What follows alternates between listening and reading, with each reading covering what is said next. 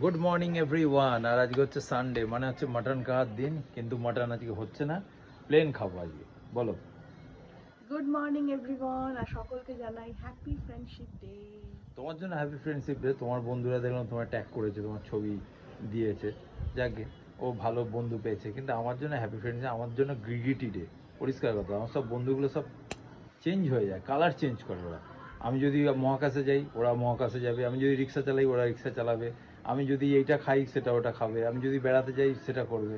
তো এই হচ্ছে বন্ধু। ভালো ভালো, কিন্তু তা মানে ওইগুলো করার পর আবার আমাকেই মানে ট্যাগ করে এরকম ব্যাপার। তো যাকে চলো, বন্ধু কপালটা সবার জন্য ভালো নয়, আর আমার জন্য তো একদমই নয়, একদমই নয়। পৃথিবীতে যদি আমি কুষ্টিতেই লেখা আছে, পৃথিবীতে যদি আমি বন্ধু ভালো পেয়ে থাকি, এই একমাত্র এ, আর কেউ নেই।